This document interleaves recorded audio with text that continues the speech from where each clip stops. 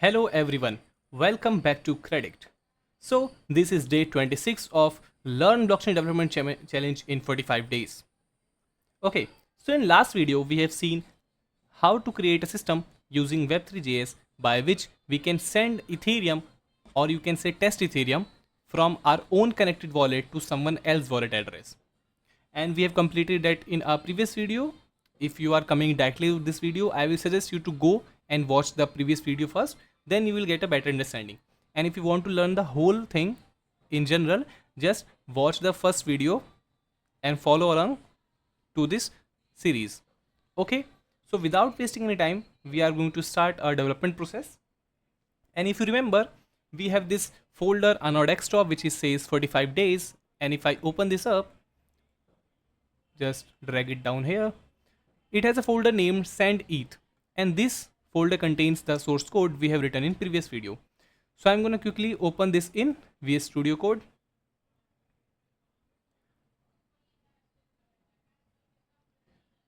Okay, so if you are coming from previous video, you can remember that this code is written in previous video, where we have a header, a connect wallet button, a form to enter address and amount, and a submit button. And this is the basic JavaScript file which is doing all the functionality, which is a very less amount of code, and we are using Web3.js here. So just quickly I'm going to run this and test once, then we can proceed further. So by default it's opening my default browser, but I'm going to close it. Just close this, and in Chrome just write localhost 5500 or the port number the live server shows to you. So here is our application, which is very basic to look, but it does the job. So just click on connect wallet, and we have already connected to our wallet, that's why it's automatically get connected, as it will ask MetaMask to request, and then you have to select and confirm. Okay, so now we have to copy the address in which we are going to send the Ethereum from our wallet. Okay, so just copy this, paste it here, enter the amount, I'm going to say 0.005, and click on send. And as you click on send, the MetaMask should pop up and asking for your transaction to approve, and we are going to click on confirm. We have seen all this in previous video, I'm just going to recap.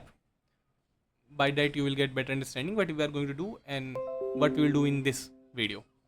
Okay, so here our transaction is confirmed, and just close this. Okay, so it's showing the second account we have received 0.057, it's something like that. Okay, so we have here the receive part will automatically after some time. MetaMask takes some time to show receiving updates, but this is fine. Okay, so what we are going to do in this video, let's say the scenario we have connected our wallet, but we are not sure which address is connected and what is the balance in our wallet. Yes, we can of course see in the MetaMask, but it's always good side to keep all this thing here. So in this video we are going to show the connected wallet address here along with the balance we have in our wallet. Okay, so we are not going to write the whole thing from scratch, we are going to modify our previous code, which will be quite simpler and easy to do. Okay, so let's start with this. Just refresh for a clear view, and for now I'm gonna just disconnect the wallet because I want to just start fresh. Okay, so for this just click on this and disconnect this account, and just delete the cookies also. Okay, just reload, and now wallet is disconnected. Okay, so what we're going to do, we are going to add balance and wallet address. For this I'm just going to keep the information here. Okay, so below the connect wallet button I'm going to show the details. Okay, so what details it should be, just create a paragraph tag. Okay, and write here connected wallet, because we are going to show the address of connected wallet. Okay, and here we are going to create a span because we are filling this detail from JavaScript. So give it an ID, we can say wallet address, and keep this empty because we are going to fetch it from the connected wallet. Okay, and the next p tag also we can show here balance, and also a span tag here, and pass the id here which says wallet balance. Okay, you can keep this blank, but I would like to get 0.00, and in last just pass the eth, but make sure this is test. So this is Sepolia ETH, not original ETH, but we are going to consider it as ETH because it's nearly the same, just the difference of main chain and testnet chain. So we have this, just save the file and check for the updates. Okay, so we have here the connect wallet which is empty for now, and balance is 0.00 ETH, and we have written here test. You can skip this, but there is no big deal. Okay, so now what we are going to do, we are going to modify our connect function to fetch balance and wallet addresses. So how you can do that? For now, just minimize this, drag this down here, and if you remember, we are fetching the wallet address here. When doing transaction, we are getting the address from which we are going to transact, which is here. You can see we are fetching accounts from web3.eth.get accounts, and the 0th index, because this always return a address of array, array of address, and we are fetching the first address which is connected. Okay, so this is quite simple. Now we are going to do the same thing while connecting the wallet. Okay, so how you can do that? So here we are updating the UI, and between this I'm going to fetch the accounts. So create a variable, or you can say constant, because this is not going to change. Name it as accounts, and in this we are going to fetch all the accounts. Okay, so await web3.eth, and what you can say, get accounts. Okay, simple as that. And in second we are going to fetch the 0th address from this. So now we have the connected wallet address, and now this time to display on the front end. And how you can do that? Just see, here we are hiding the connect wallet button. We can just display the address there. We can say get element by id, and pass the id which is wallet address, I think, if I'm not wrong. And I'm gonna say here what I can say, the text content equal to account. Okay, so I think this is all. Just save this file, go back and click on connect wallet. It will ask for request.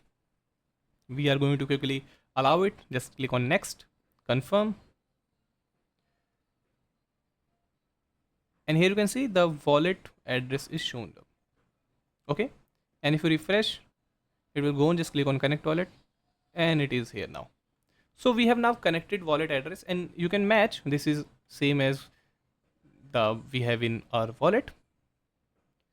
You can see this is F2798 and ending with AC something. Yes, we can also see how we can hide this, but for now we are focusing on balance. Okay, so now we have wallet address. Now how to fetch the balance? This is something new. Okay, this is something new. So let's fetch the balance. I'm going to write here a comment, fetching balance. Okay, so what you can say, we can create a variable. You can see the assistant is assisting me, and we are going to write the same thing, because there is a function in Web3 library of Ethereum part where we have function says get just a minute. Okay, this function which says get balance, and what we have to pass here, the account. So we are fetching balance for our first account, so I've passed account here, which is this variable or the address we are connected to. Okay, so now we can display the balance, but here is a catch. You will see it soon. I'm gonna pass the id here, which is wallet balance, I think, and the text content should be balance.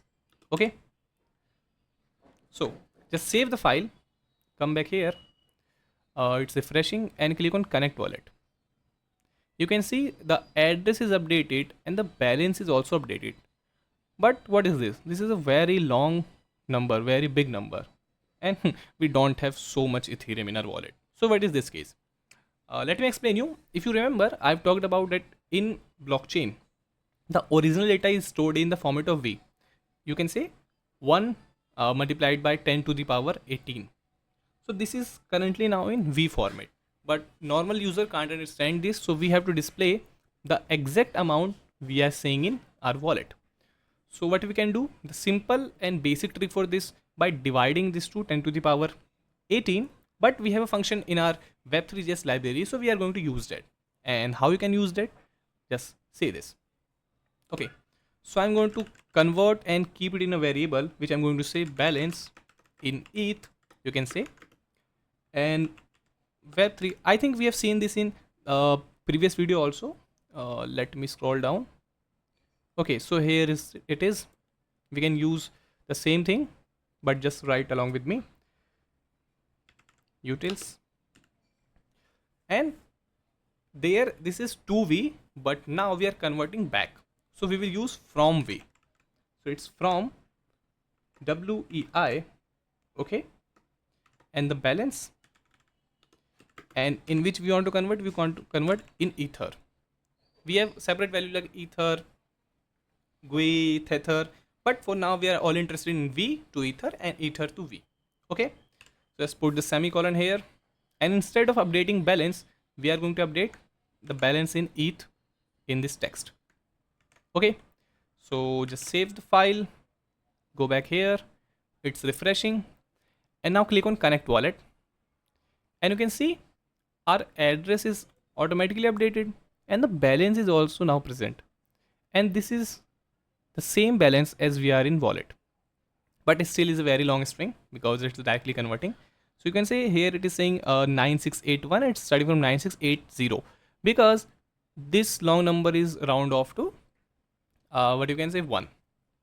So get this quickly fixed, we can use the function toFixed in JavaScript, and we can pass here 4, and before this we have to convert this to a number if it's not already. Okay, so number, I think this will work. Just test it and click on connect wallet, and you can see now we have the exact value we are saying in our MetaMask wallet, and now it's all also converted in 1. So this is how we can what we can say convert, not convert exactly, but how we can display wallet address and wallet connected wallet balance here. Now if I have to pass the address and have to pass the value, we can see directly here that how much balance I have. I don't have to look up in MetaMask every time I want to send something.